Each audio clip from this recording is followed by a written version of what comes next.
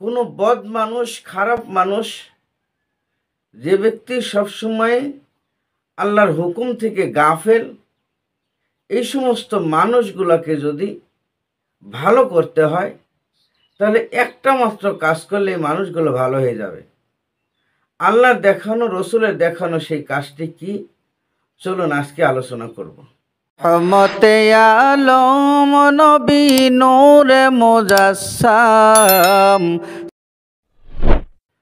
আসসালামু আলাইকুম ওয়া রাহমাতুল্লাহি ওয়া বারাকাতুহু। আলহামদুলিল্লাহি রাব্বিল আলামিন ওয়াল আকিবাতু লিল মুত্তাকিন ওয়াসসালাতু ওয়াসসালামু আলা সাইয়্যিদিল আমবিয়াই ওয়াল মুরসালিন। দেশ ও বিদেশে, দূরে এবং কাছের, যে যেখান থেকে শুনছেন সবাইকে আন্তরিক সালাম এবং মোবারকবাদ। সম্মানিত দর্শক শ্রোতা, আল্লাহ সুবহানাহু ওয়া তাআলা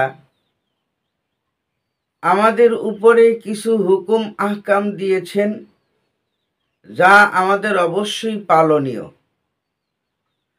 তবে পালন যদি আমরা না করি তাহলে অবশ্যই আমাদের জন্য শাস্তির ব্যবস্থা রয়েছে।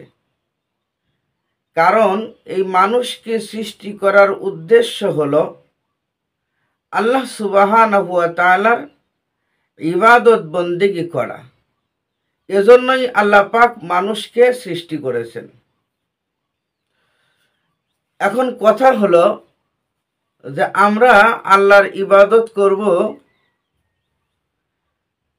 কি ইবাদত করলে আল্লাহ বেশি খুশি হন।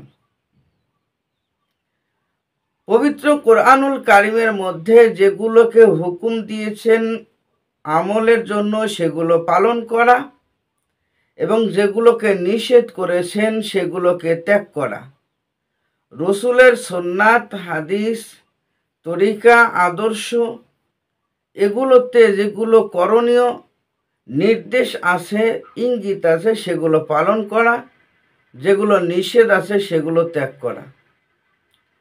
কিন্তু সকল ইবাদত যেন একটা ইবাদতের ভিতরে আবদ্ধ আছে, সেই ইবাদতের নাম হলো সলাত। যার কারণে ইসলাম যে 5টি খুঁটির উপরে প্রতিষ্ঠিত, তার মধ্যে নামাজ একটা অন্যতম খুঁটি। আল্লাহ পাক এই নামাজ রাসূলুল্লাহ সাল্লাল্লাহু আলাইহি সাল্লামকে নিজের বাড়িতে নিয়ে মেরাজ রজনীতে দান করেছিলেন। সরাসরি, যেমন গুরুত্ব সহকারে মানুষ সরাসরি হাতে হাতে চিঠি দেয়, তত আল্লাহ পাক হাতে হাতে রসুলকে এই নামাজ দিয়েছিলেন। এজন্য এই নামাজই পারে একমাত্র আমাদেরকে সকল প্রকার খারাপ কাজ থেকে দূরে রাখতে। আল্লাহ পাক কোরআনুল কারিমের মধ্যে ঘোষণা করেছেন, ইন্নাস সালাতা তানহা আনিল ফাহশাই ওয়াল মুনকার। নিশ্চয়ই নামাজ মানুষকে সকল প্রকার অশ্লীল, বেহাপনা, বেলাল্লাপনা থেকে হেফাজত করে, ফাহশা থেকে হেফাজত করে। কোনো খারাপ মানুষকে যদি ভালো করতে হয় তাহলে তাকে সর্বপ্রথম নামাজের তালিম দিতে হবে। কোনো খারাপ ভাষা ব্যবহারকারী মানুষের ভাষা যদি সংশোধন করতে হয় তাহলে তাকে সর্বপ্রথম নামাজে আনতে হবে। যে ব্যক্তি আল্লাহর সাথে নফরমানি করে বেড়ায়, এই ব্যক্তিকে যদি মুমিন বানাতে হয় তাহলে তাকে আগে নামাজি হতে হবে। এক কথায় সকল খারাপই থেকে হেফাজত করার জন্য প্রধান অস্ত্রের নাম হলো নামাজ। চুরি করা, মিথ্যা কথা বলা, জিনা করা, সুদ খাওয়া, ঘুষ খাওয়া, এই সমস্ত খারাপ কাজ থেকে কাউকে যদি মুক্ত করতে চান তাহলে অবশ্যই তাকে নামাজি বানাতে হবে। সমস্ত খারাপই কাজ থেকে নামাজ তাকে মুক্ত রাখবে।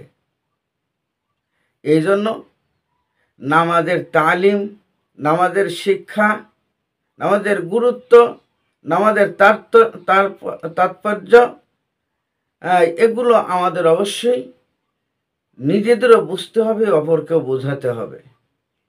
আল্লাহ পাক আমাদের সবাইকে আল্লাহর হুকুম সঠিকভাবে আদায় করার তৌফিক দান করুন। আমিন। ওয়া আখির দাওয়ানা আনিল হামদুলিল্লাহি রাব্বিল আলামিন। আসসালামু আলাইকুম ওয়া রাহমাতুল্লাহি ওয়া বারাকাতুহু।